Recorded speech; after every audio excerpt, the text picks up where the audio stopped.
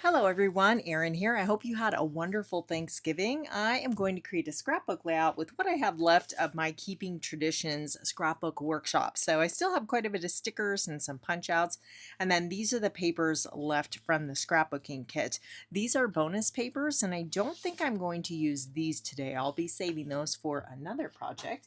But I do have quite a few photos. This is Christmas of 2024, and I have 8 pictures here. I've got an idea on how I want to lay these out. So I had a whole bunch of little landscape orientation shots. So I printed all of those out in 3x4, and they are Christmas Eve. That's when we do our big, opening presents and have our family dinner. So there's some just action shots of the chaos of everybody opening their gifts. The boys got tool sets this particular year, so that was really fun. And then I've got a picture of us at dinner, and then I have do you see that right at the top? There's a spider. Is he coming back into the frame? Dave, come get this spider. It's just tiny. Let's see if he comes back in. Anyway, here's Hayden, and I love this photo because he's always like, yay, thumbs up. And he's been doing this for years. There's so many thumbs up Hayden photos. So there's Hayden and Des. And then this was before we started opening presents, when everything kind of looks nice. And then just a picture of Hayden and Desiree and I. And then this one is from dinner. So I've got us around the table. And I thought it was really funny. This is so Clayton. We had crab. I know that's not very traditional for Christmas, but we all love crab. And he's got 2 of like the little crab legs in his mouth, like little tusks. And I just thought that was so funny. So I wanted to document that. And then of course a family photo. I made this larger. And then the only other picture I had from the event or the night, it was what I'm trying to say is I wanted a portrait style photo to make this design work. And this one, which I actually quite like the photo, it looks like I'm posing, but I was just kind of hanging out, and my son Clayton, he's really great at taking pictures, and he snapped this photo, and I really like how he got the tree and all the decorations in. And I thought, Clayton did a good job. That's a nice photo. So let me clear these out of the way and I can show you what I'm thinking. And again, I don't have a lot of paper, so I need to make this stretch across the design. It's so funny that spider is here. That's actually the second one this week, and we were having I was having a customer appreciation Zoom crop, and one of the participants was mentioning she was worried about spiders because she was moving her craft room to her basement, and here I am, I'm not in the basement, and there's the second spider this week, so I'm not sure what's going on. I guess they're all coming in because it's cold outside. So what I'm thinking is it's going to be a mirror image, and again, I've got 6 of these little man, I am all tongue-tied. 6 of these little landscape photos going through the center here, and where is it? Oh, there it is. So let's see. You'll notice we have the Christmas tree here and here, and there's a little bit here, but you see it a lot in these 2 photos and these 2 photos. So I want to make sure to kind of spread those apart. I like this one of Clayton on this side because he's looking in, and maybe we'll put the dinner time pictures kind of together at the bottom, so that makes a little more sense. And then let's just split these up so we have that Christmas tree glow kind of going all the way through. Actually, I should probably put this one down here because then that really kind of carries that color. But I want these 2 together. So we'll see. We'll let that develop when we get the papers in. So my thinking is to layer these, and if you kind of strategically do this, you can make a little bit of paper go a long way. So I really like this poinsettia paper, and I'm thinking of maybe doing this as a layer, and then let's see, maybe we'll accent with the secret C, but I think I want to use this green plaid, so then we could do a layer of that. And I really like to kind of create these stair step looks, and I just think it's really interesting. Sometimes I'll line my papers all up, but when I am creating layers, I think it's fun to emphasize them by kind of, like I said, called a stair step effect. So let's see how these look on. I'm thinking a skinnier strip, and then it'll just be whatever's on the top will be on the bottom. So again, this we'll have a strip up here and then a strip of the green. If the red's going all the way across, then I'm using just a little bit of that, poinsettia paper there.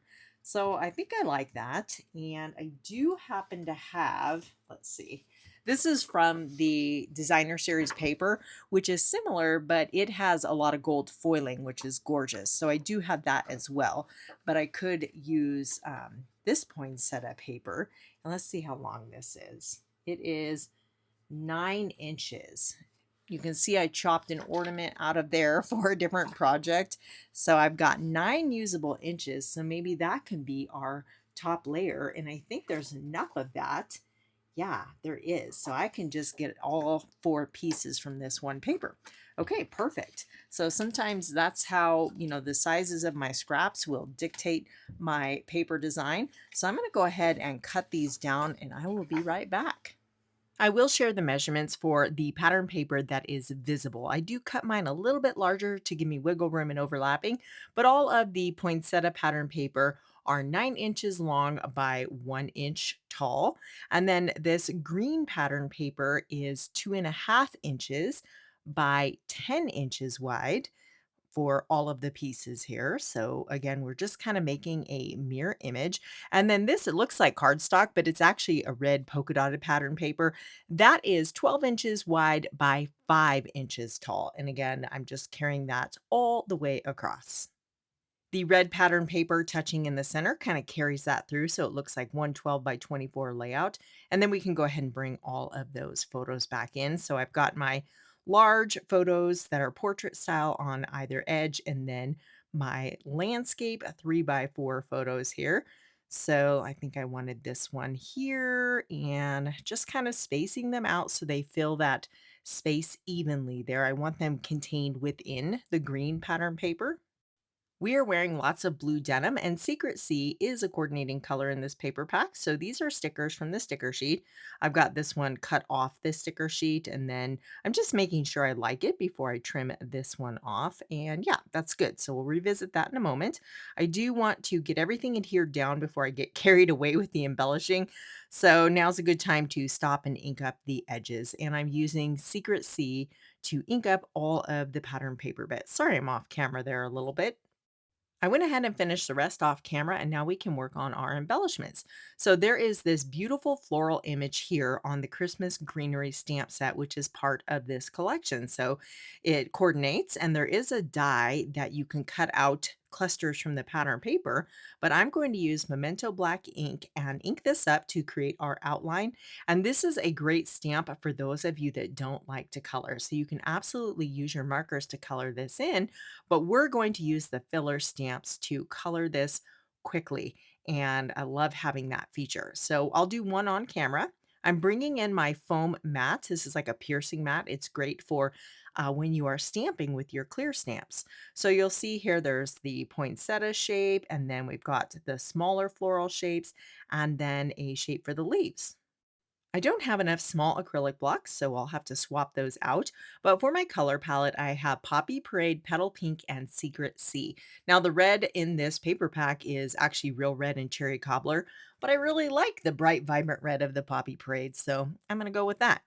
And I'm just practicing on some scratch paper, and let me just kind of turn this around.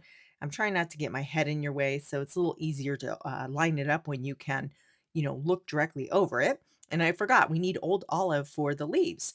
So just line those up. There's 3 leaves, and then it actually has like the white in the center to kind of act like a highlight where the light would be hitting. So it's really cool how they've designed this stamp.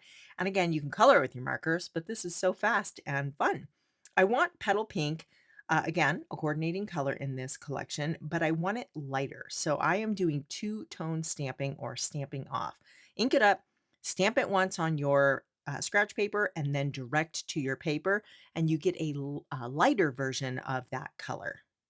I'm going to do the same for Secret Sea. This is a very deep, intense color, so we're stamping it off once, and then I will take it directly to my little floral bouquet here, and we have a nice light version of that.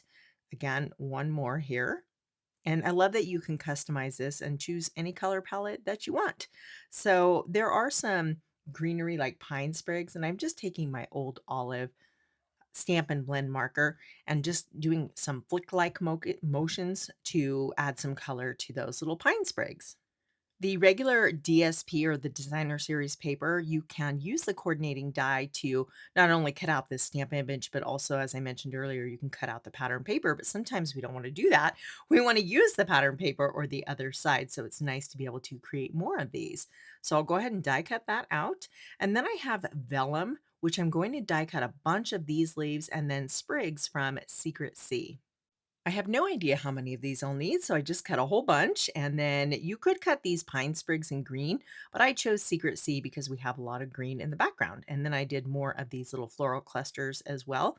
And then to add more of a border to these focal photos, I've got a Secret Sea mat. And then we are ready to create a title and embellish. So for my title options, I've got these two. Oh, what fun. That's a sticker. And this was a punch out from the scrapbook kit. And I think I like Christmas Joy because this was actually Christmas Eve.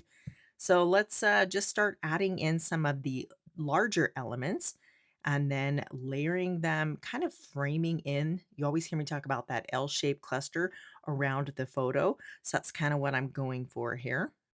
Now I'm thinking of another embellishment cluster over here. So let's just kind of add some pieces to see how this looks. And I'm thinking this might be too symmetrical. Just because our photos and our paper layers are symmetrical, we can still add some variety with our embellishment clusters. So I want to show you, I actually stamped another one and cut this. So now you can layer these embellishment clusters and give them a different shape. You can see they're kind of like oval in nature, and by adding bits and pieces, you can change the way they look to add some variety. So again, I felt like that looked a little too symmetrical. So let's bump this to the top. You'll notice I moved the title to the top on the left-hand page.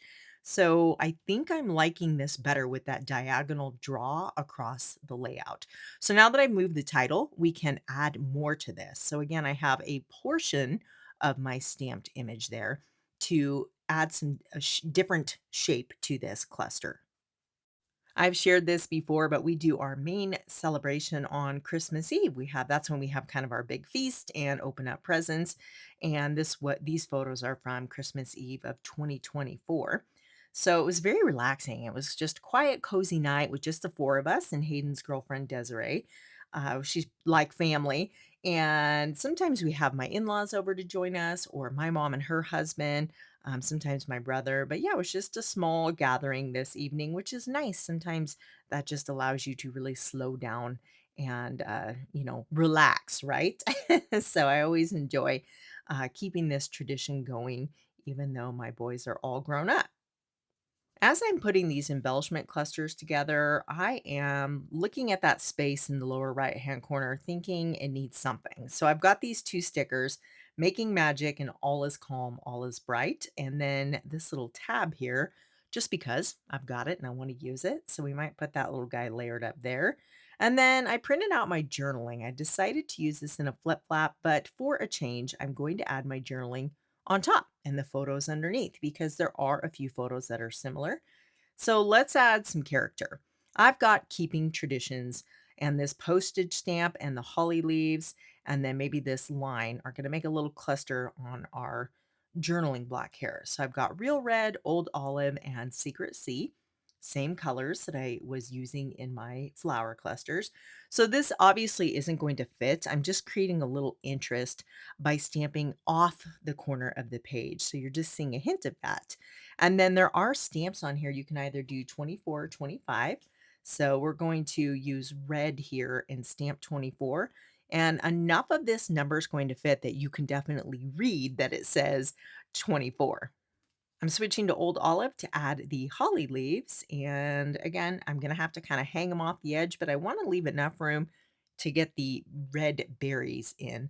So let's see, how do I wanna orient those? Maybe let's kinda angle them there like that, and that gives us just enough room to tuck in that little trio of berries, and then we have this dotted border, so it's like a dot dash repeating pattern. Let's go to the Secret Sea, and you can always practice this on a piece of scratch paper too. if you don't want to mess up your journaling. And I like it. I think it's really fun. So let's finish up the edges with a little Secret Sea ink here. And again, I'm going to put my journaling on top. Usually I'll put it underneath, but since the photos are kind of similar, I don't mind them not being front and center. But isn't that fun with the little stamping on the corner there? Since I added a flip flap, that gives me a spot for one more photo. I went back to my camera roll and I printed out one of myself. So that's on the back side there. And originally I didn't print that photo because it's actually very blurry. It's not a great photo, but I don't care when they're under the flip flap. So if you have photos that just maybe aren't flattering or they're really poor quality, that's a great way to include them. Flip flaps to the rescue. So these are called the traditional sparkling sequins, and they're super nice. They're almost like glitter paper. They're flat, and it's a great way to add a little sparkle.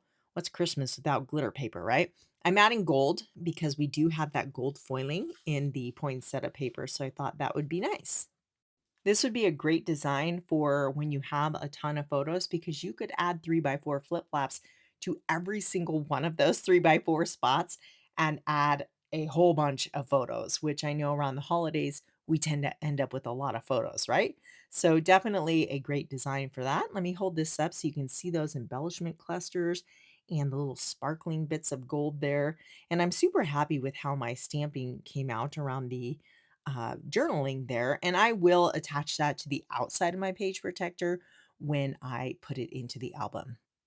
This is the third layout I've created with the Keeping Traditions paper collection, and if you're looking for more Christmas inspiration, you definitely want to check out these videos right here.